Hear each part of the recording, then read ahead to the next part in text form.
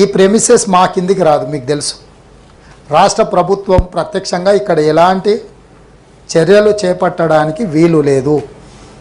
శాసనసభాపక్షంలో అక్కడ స్పీకర్ గారిని అనుమతి అడగాలి, శాసన మండలి సభాపక్షంలో మండలి చైర్మన్ గారి అనుమతితోనే ఏమైనా మార్పులు చేర్పులు చేయడానికి అవకాశం ఉంటుంది. కాబట్టి మీరిద్దరు చైర్మన్గా మీరు, శాసనసభ సభాపతిగా వారు ఇద్దరు కూర్చొని ఏ ఆదేశాలు మీరు ఇస్తే ఆ ఆదేశాలను రాష్ట్ర ప్రభుత్వం అమలు చేస్తుంది.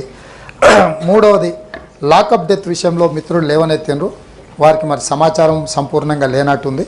ఎంబడే లాకప్ డెత్ జరిగిన మరుక్షణమే అక్కడ ఉండే ఎస్ఐను సస్పెండ్ చేసి పూర్తి స్థాయిలో విచారణకు ఆదేశించినాం. తప్పు చేస్తే ఎంతటి వారైనా ఎవరైనా ఈ రాష్ట్ర ప్రభుత్వం వదలదు అనే అంశాన్ని చెప్పడానికి మరుక్షణమే అక్కడ ఉన్న ఎస్ఐని సస్పెండ్ చేయడం జరిగింది, పూర్తి స్థాయిలో విచారణకు ఆదేశించడం జరిగింది. అదేవిధంగా వాటన్నిటిని కూడా కమిటీ నిర్ణయించి సూచన చేస్తుంది ఏం జరిగింది. దాని మీద తప్పకుండా ప్రభుత్వం, ఒక పేదవాడు గిరిజనుడు చనిపోయినప్పుడు మానవీయ కోణంలోనే ఈ ప్రభుత్వం స్పందిస్తుంది. అదేవిధంగా రైతు బీమా, పంటల బీమా. రైతు బీమా ఎందుకు తెచ్చిండ్రు, తెచ్చింది తప్పు అని మేము చెప్పడం లేదు. రైతు బీమా తెచ్చి చనిపోయిన వాళ్లకు మేము గొప్పగా 5 లక్షలు ఇచ్చినామని చెప్పుకుంటుంది. కానీ రైతు చనిపోకుండా మీరు చేపట్టవలసిన చర్యలు చేపట్టలేదు, మీరు బాధ్యత మర్చిపోయినరు. పంటల బీమా పథకాన్ని కూడా తెచ్చినుంటే రైతును చావకుండా మనం నిలువరించే వాళ్ళము, ఆ కుటుంబాలను ఆదుకునే వాళ్ళము అని చెప్పి నేను స్పష్టంగా చెప్పిన. ఇప్పుడు కూడా ఒకవేళ సభ్యులకు ఏమైనా అపోహలు ఉంటే, పంటల బీమా పథకం తేవడం ద్వారా పెట్టుబడులు పెట్టడానికి అప్పులు చేసిన రైతులు చనిపోకుండా ఆపొచ్చు. పంటల బీమా పథకాన్ని మేము తెస్తాము. రైతు బీమా పథకాన్ని ఇంకా మెరుగుగా ఏ విధంగా అమలు చేయాలనో, నిర్దిష్టంగా పటిష్టంగా ఏ విధంగా అమలు చేయాలనో మా ప్రభుత్వం తప్పకుండా చర్యలు తీసుకుంటుంది. మీ వైపు నుంచి కూడా సూచనలు ఏమైనా ఉంటే ఇవ్వాల్సిందిగా సూచన చేస్తున్నాం. ఇక చివరగా నీళ్ళ గురించి, ప్రాజెక్టుల గురించి, తెలంగాణ రైతులకు చివరి ఎకరాకి ఆఖరి ఆయకట్టుకు నీళ్ళు ఇచ్చినామని మడికట్టు పదాలతోని ఇంకెంతకాలం తెలంగాణ ప్రజల్ని మభ్యపెడతారని నేను అడుగుతున్నా అధ్యక్ష. నేను ఎక్కువ లోతుకు వెళ్ళదలుచుకోలే.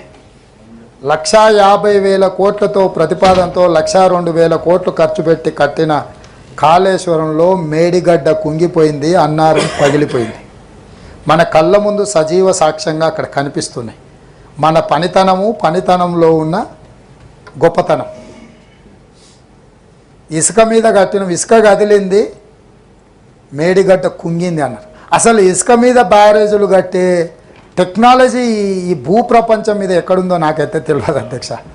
మేము నాగార్జున సాగర్ కట్టినాము, మేము శ్రీశైలం కట్టినాము, మేము జూరాల కట్టినాము, మేము శ్రీరామ్ సాగర్ కట్టినాము.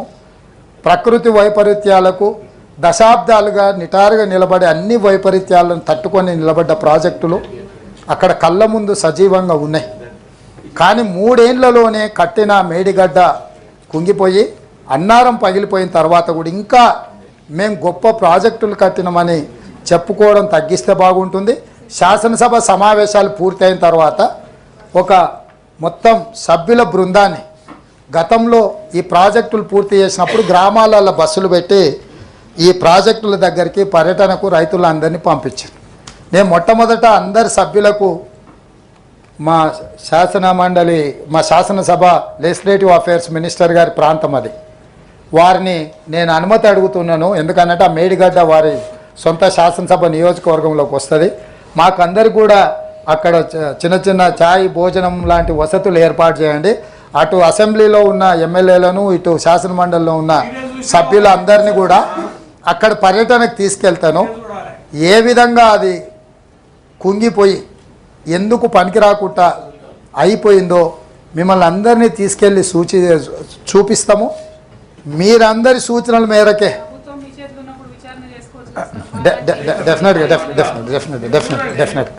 డెఫినెట్గా వారి సూచనను శ్రీమతి కల్వకుంట్ల కవిత గారు సూచన చేశారు, విచారణ చేయమని. డెఫినెట్గా వారి సూచన మేరకు ప్రతిపక్షం మంచి సూచన చేశారు. సిట్టింగ్ జడ్జి చేత విచారణ చేసి కాంట్రాక్టర్లు ఇచ్చిన వాళ్ళను, ఆ సంబంధిత శాఖ మంత్రులను, ఆ కాంట్రాక్టర్లను అందరినీ కూడా ఏ రకంగా చట్ట పరిధిలో శిక్షించాలనో డెఫినెట్గా శిక్షిస్తాం. ఈ రకంగా ముందుకొచ్చి ప్రభుత్వానికి సహకరిస్తే డెఫినెట్గా చేస్తాం. సిట్టింగ్ జడ్జి చేత విచారణ చేస్తామని మా పెద్దలు జీవన్ రెడ్డి గారు చెప్పిండ్రు. నేను కూడా వారి సూచనను కూడా పరిగణలోకి తీసుకొని డెఫినెట్గా మేడిగడ్డ విషయంలో, అన్నారం విషయంలో సిట్టింగ్ జడ్జి చేత విచారణకు ఆదేశించి విచారణ చేపడతామని ఈ విషయం చెప్తున్నా అధ్యక్ష. ప్లీజ్ రాజుగారు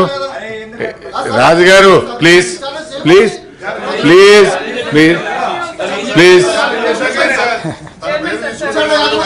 ప్లీజ్ అదే కూర్చోవయ్యా.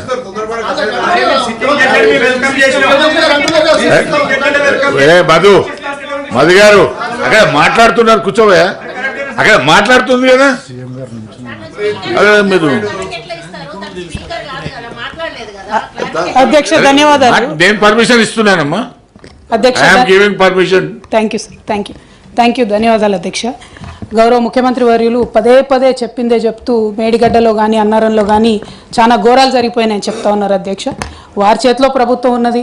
టెక్నికల్గా నిపుణులు చేయాల్సినటువంటి పని ఎమ్మెల్సీలను తీసుకుపోవడం, ఎమ్మెల్యేలను తీసుకుపోవడం అదే టూరిస్ట్ స్పాట్ కాదు కదా సార్.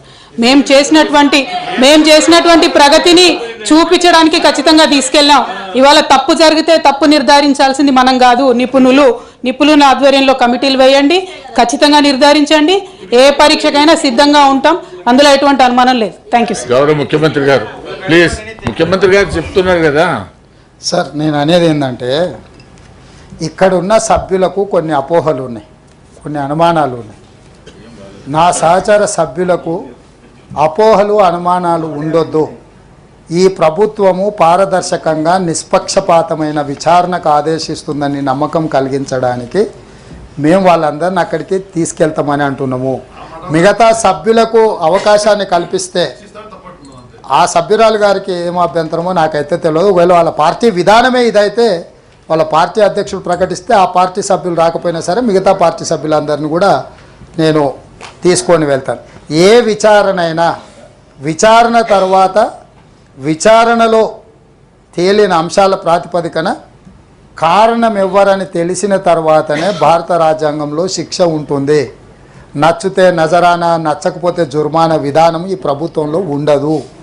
గతంలో ఏమన్నా అట్లాంటివి ఉన్నా ఇప్పుడు అట్లాంటివి జరగవు. కాబట్టి ఎవరు భయపడాల్సిన పని లేదు, ఆందోళనతో కుంగిపోవాల్సిన అవసరం లేదు. నిష్పక్షపాతమైన విచారణ చేసి చర్యలు తీసుకుంటాను.